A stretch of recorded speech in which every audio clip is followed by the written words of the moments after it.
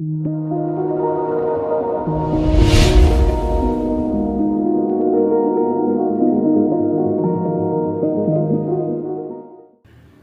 للہ رب العالمین الصلاۃ والسلام علی سید الانبیاء والمرسلین وعلی آلہ واصحابہ اجمعین اما بعد فاعوذ باللہ من الشیطان الرجیم بسم اللہ الرحمن الرحیم رب اشرح لی صدری ویسر لی امری واحلل عقدۃ من لسانی یفقہوا قولی آمین۔ السلام علیکم ورحمۃ اللہ وبرکاتہ۔ امید ہے آپ سب بالکل خیریت سے ہوں گے، اور صحابہ سیریز کے ایک اور ایپیسوڈ کے ساتھ آپ کی خدمت میں حاضر ہوں۔ آج جو ہمارے جس ہستی کا ہم ذکر کریں گے وہ بہت زیادہ امپورٹنٹ اس حوالے سے ہیں کہ وہ صحابی رسول بھی اور بہت اہل بیت میں بھی شامل ہیں۔ حضرت علی اور حضرت فاطمہ الزہرا سلام اللہ علیہ وعلیہ السلام کے سب سے بڑے فرزند،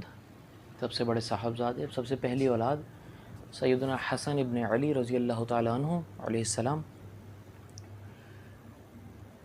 اور ہم بہت زیادہ جو ہے وہ مطلب عموماً اگر یہ دیکھا جائے کہ دونوں امام حسن اور امام حسین علیہ السلام میں سے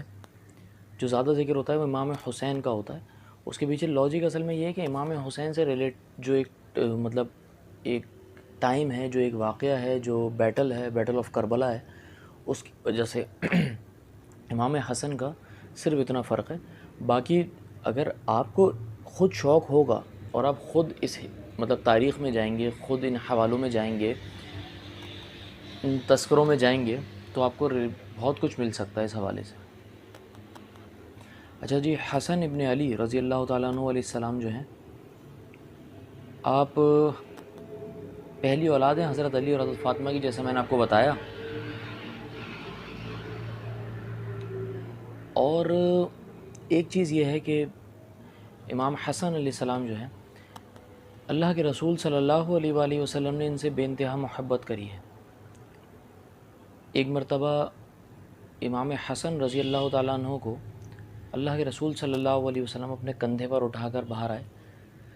اور فرمایا کہ اے اللہ، میں اس سے محبت کرتا ہوں، تو بھی اس سے محبت کر، اور جو اس سے محبت کرے اس سے بھی محبت کر۔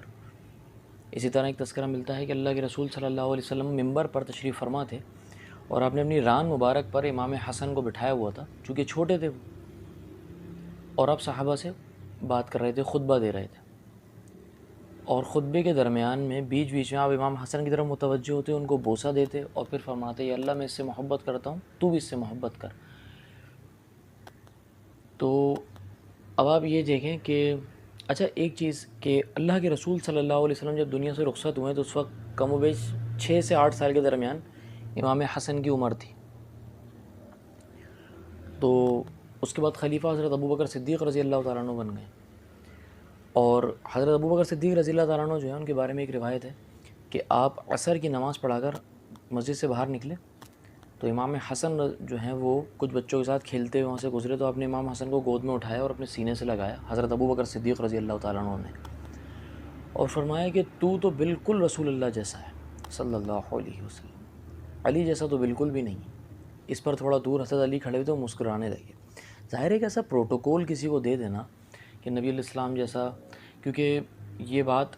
جو ہے نا وہ صحابہ کے اقوال اس پر بہت زیادہ ملتے ہیں کہ امام حسن جو ہیں وہ شکلی اعتبار سے رسول اللہ کے بہت زیادہ مشابہ تھے صلی اللہ علیہ وسلم۔ اچھا ایک چیز یہ کہ حضرت ابوبکر صدیق رضی اللہ تعالیٰ عنہ کے دور میں تو یہ چھوٹے تھے، پھر حضرت عمر کے دور میں اس سے تھوڑے بڑے ہوئے، پھر حضرت عثمان کے دور میں اس سے تھوڑے بڑے ہوئے، لیکن کسی بھی دور میں پولیٹیکلی کوئی جو ہے نا وہ انوالومنٹ ان کی نہیں ہے، اور مطلب پولیٹیکلی ان ایکٹیو تھے ان 3 ادوار میں۔ پھر حضرت علی کے دور کے اندر جو سول وارز ہوئی ہیں اس میں امام حسن کی انوالومنٹ ہے، امام حسین کی بھی ہے۔ تو آپ یہ دیکھیے کہ اللہ کے رسول صلی اللہ علیہ وسلم نے امام حسن کو ایک مرتبہ صحابی رسول اللہ کے رسول صلی اللہ علیہ وسلم کے پاس گھر گئے، تو وہ فرماتے ہیں کہ جب میں گھر میں داخل ہوا تو میں نے دیکھا کہ امام حسن اور امام حسین رضی اللہ تعالیٰ عنہ جو ہیں وہ اللہ کے رسول کے پیٹ مبارک کا بوسے لے رہے ہیں، تو جو آپ کے سینے پر کھیلیں، جو آپ کی گودوں میں کھیلیں، آپ جن کو کندھوں پر اٹھائیں اور ان کو زہر دے دیا جائے۔ منافقین نے کچھ جگہ پر روایت میں یہی ملتا ہے، زیادہ تر قوی قول اسی بات پر ہے کہ امام حسن علیہ السلام کی ایک بیوی جو بھی منافقہ کہلائے گی، کیونکہ اس کو خرید کر اس کے ذریعے زہر دیا گیا۔ کچھ علماء سے یہ بھی سنا کہ آپ کو 3 دفعہ زہر دیا گیا اور آپ اس میں بہت تڑپتے تھے، کیونکہ زہر کی تڑپ، پوائزن جو ہوتا ہے وہ بہت زیادہ خطرناک چیز ہے۔ تو تیسری دفعہ جب زہر دیا گیا تو آپ نے اپنے بھائی امام حسین علیہ السلام سے فرمایا کہ اب جو مجھے زہر دیا گیا اس نے میرے جگر کو اور میری آنتوں کو کاٹ دیا ہے۔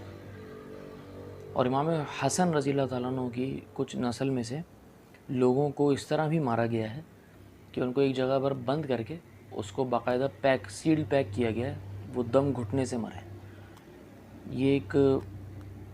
اہل بیت کے ساتھ جو معاملات ہوئے ہیں، یہ ایک بہت بدنما داغ اس تاریخ میں ہے۔ ٹھیک ٹھاک مظالم، سب سے زیادہ مظالم جو ہے نا وہ اہل بیت پر ہوئے ہیں، اور سو کالڈ، سب سے بڑی بات یہ ہے کہ کفار نے نہیں، کھلے کفار جو ہیں انہوں نے نہیں، سو کالڈ مسلمانوں نے ہی اہل بیت کو سب سے زیادہ نقصان پہنچایا۔ حالانکہ رسول اللہ صلی اللہ علیہ وآلہ وسلم جو ہے یہ اہل بیت کے بارے میں گائیڈ کر چکے تھے کہ ان سے کس طرح کا محبت کا رویہ رکھنا ہے، اور ان سے محبت کرنے والا ہی جنت میں ہے۔ جس طرح کہ حضرت علی کے بارے میں اللہ کے رسول نے فرمایا کہ علی سے محبت صرف مومن کرے گا اور بغض صرف منافق رکھے گا۔ اللہ کے رسول صلی اللہ علیہ وسلم نے امام حسن رضی اللہ تعالیٰ عنہ کے بارے میں فرمایا کہ میرا یہ بیٹا یعنی حسن سید ہے، یعنی سردار ہے، اور مجھے امید ہے کہ یہ مسلمانوں کے 2 بڑے گروہوں میں صلح کروائے گا۔ تو جب حضرت علی رضی اللہ تعالیٰ عنہ شہید ہوئے تو امام حسن خلیفہ چنے گئے اسی وقت،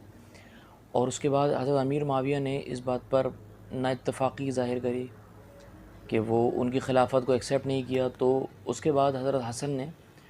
یہ جو ہے نا وہ مد نظر رکھتے ہوئے بات کہ وہ خون ریزی نہ ہو امت میں اور لڑائی جھگڑے نہ ہو، تو انہوں نے حضرت امیر معاویہ رضی اللہ تعالیٰ عنہ سے صلح کر لی۔ تو وہ جو صلح ہوئی ہے وہ اس بات کی نشاندہی، اس بات کی پیشن گوئی کا پورا ہونا تھا جو رسول اللہ صلی اللہ علیہ وسلم نے فرمایا تھا کہ مسلمانوں کے 2 گروہ میں صلح کروائے گا میرا یہ بیٹا۔ انہوں نے صلح کروائی، پھر حضرت امیر معاویہ خلیفہ بن گئے، بادشاہ بن گئے۔ وہ اصل میں بادشاہ اس لیے کہہ رہا ہوں کہ امت کا اس بات پر وہ ہے، اور میں اپنی بات بھی کروں تو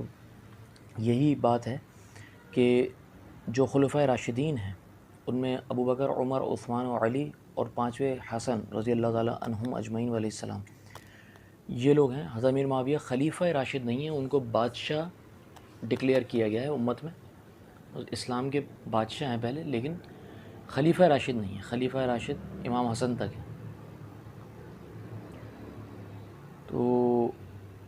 اہل بیت کے اوپر جو مظالم ہوئے اس کو ہمیں جاننا چاہیے، اہل بیت کو جاننا چاہیے، صرف اس وجہ سے نہیں کہ امت کا ایک طبقہ جو ہے وہ اہل بیت کے بارے میں بات کر رہا ہے تو ہم ان کے بغض کے اندر وہ چھوڑ دیں، ایسا نہیں، ٹھیک ہے۔ اور جو کوئی طبقہ اس بارے میں بات کر رہا ہے وہ صحابہ پر نہ کرے تو وہ ہمارے بغض میں چھوڑ دے، ایسا نہیں ہے۔ ایسے تو یکجہتی نہیں ہوگی، ایسے امت نہیں بن سکے گی۔ تو بس آج کے لیے اتنا ہی، دعاؤں میں مجھے یاد رکھیے گا، اور پوری امت کو، اور کوشش کریں کہ صحابہ اور اہل بیت کے بارے میں جانیے اور اس کو کاپی کرنے کی کوشش کریں، جو ان میں سے آپ کو سمجھ میں آتا ہے اس کو کاپی کرنے کی کوشش کیجیے۔ اللہ آپ کو اور مجھے ہدایت دے، دعا میں یاد رکھیے گا۔ اگلے ایپیسوڈ تک کے لیے اجازت چاہتا ہوں۔ السلام علیکم ورحمۃ اللہ وبرکاتہ۔